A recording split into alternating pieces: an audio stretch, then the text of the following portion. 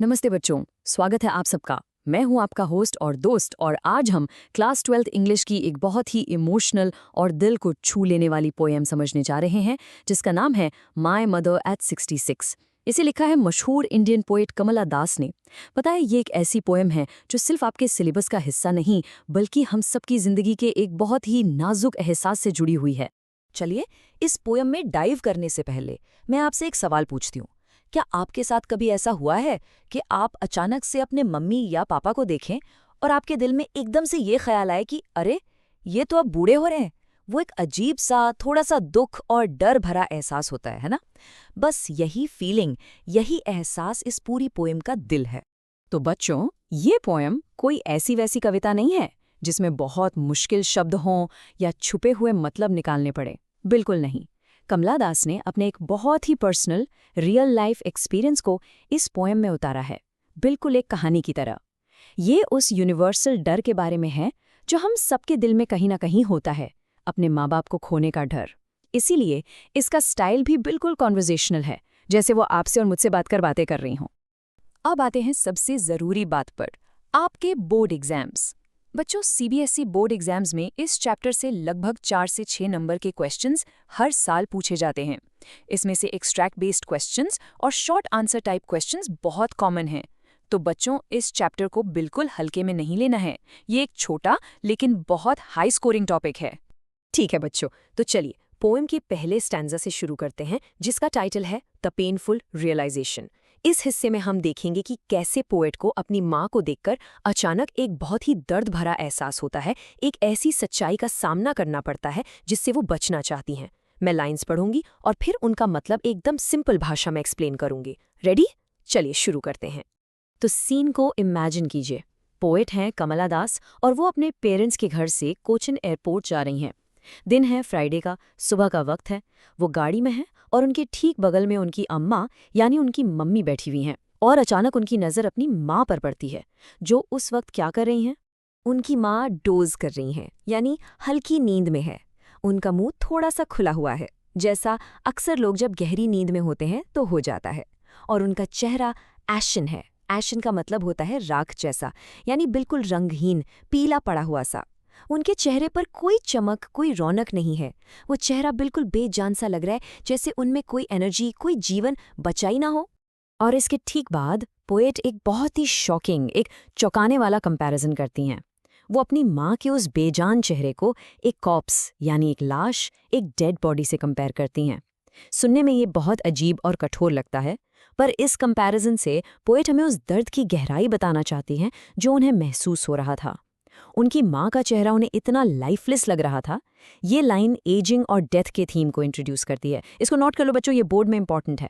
यहाँ पर जो पोएटिक डिवाइस यूज हुई है वो है सिमिली, जिसे हम हिंदी में उपमा अलंकार कहते हैं।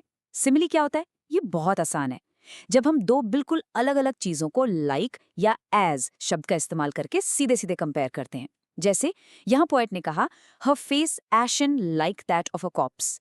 माँ के चेहरे को कॉप्स से लाइक लगाकर कंपेयर किया गया है। एक और सिंपल सा एग्जाम्पल देती हूँ। जैसे मैं कहूँ, his cheeks are like roses, यानी उसके गाल गुलाब जैसे हैं। सिंपल है ना? अपनी माँ को इस हालत में देखने के बाद पोएट के मन में एक बहुत ही पेनफुल थॉट, एक दर्द भरा ख्याल आता है। उन्हें एकदम से यह एहसास होता है कि उनकी माँ सच में उतनी ही बूढ़ी हो चुकी हैं जितनी वो दिख रही हैं। ये कोई कल की बात नहीं है, ये आज की सच्चाई है। और ये ख्याल उन्हें डरा देता है, क्योंकि इस ख्याल के साथ ही उन्हें अपनी माँ से हमेशा के लिए अलग होने का, उन्हें खो देने का डर भी सताने लगता है।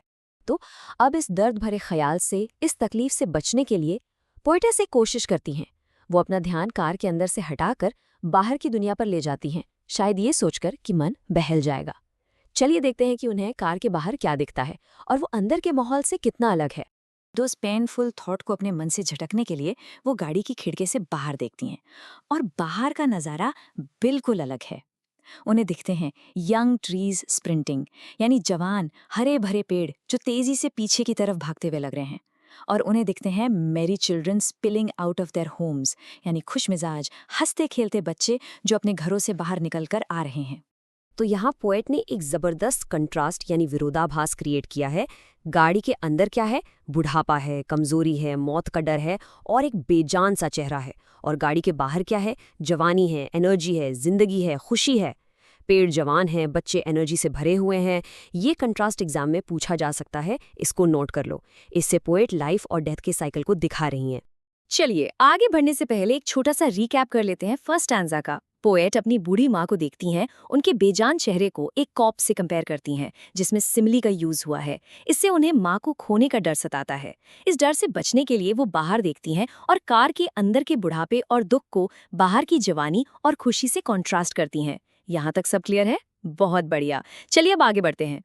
अब सीन बदल गया है। वो लोग एयरपोर्ट पहुंच चुके हैं, सिक्योरिटी चेक हो चुका है और अब बिछड़ने का, अलविदा कहने का समय आ गया है।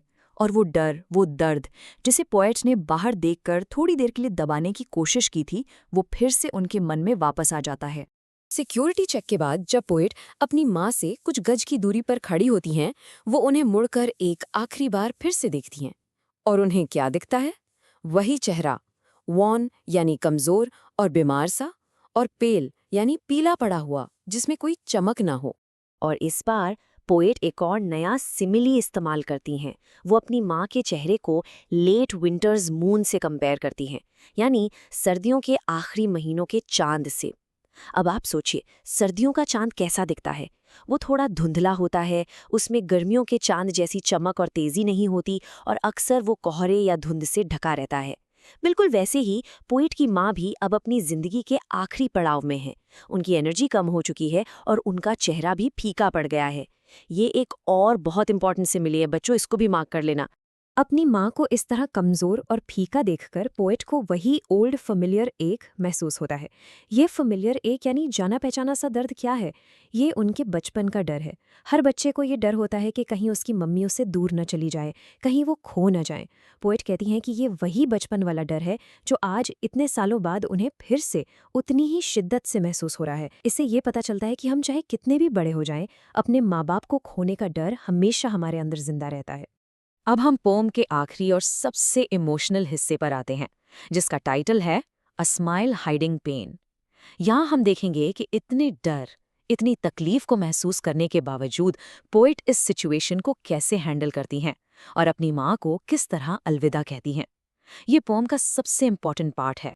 अपने अंदर इतने गहरे दर्द और बचपन के उस डर को महसूस करने के बावजूद पोएट अपने मुंह से एक भी शिकायत का लफ्ज़ नहीं निकालती। वो सिर्फ 3 उम्मीद भरे शब्द कहती हैं, सी यू सून अम्मा। वो अपनी माँ को एक आशा देती हैं, एक विश्वास दिलाती हैं कि हम जल्दी ही फिर मिलेंगे। और ये कहते हुए वो सिर्फ मुस्कुराती हैं और मुस्कुराती रहती हैं। यहाँ पर स्माइल शब्द को 3 बार रिपीट किया गया है।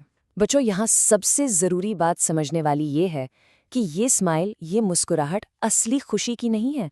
ये एक दिखावा है, एक कोशिश है। पोएट इस मुस्कुराहट के पीछे अपने डर, अपने आंसू और अपने टूटते हुए दिल के दर्द को छुपा रही हैं। वो अपनी माँ को ये एहसास नहीं दिलाना चाहती कि वो उनके लिए कितनी डरी हुई हैं।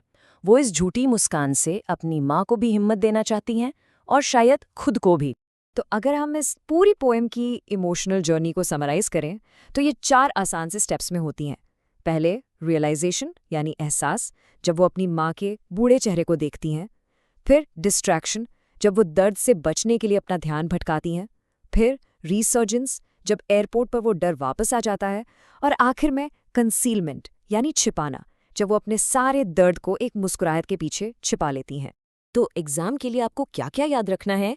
इस पोएम के मेन थीम्स हैं एजिंग यानी बुढ़ापा, फियर ऑफ लॉस यानी खोने का डर, और एक माँ बेटी का मजबूत रिश्ता।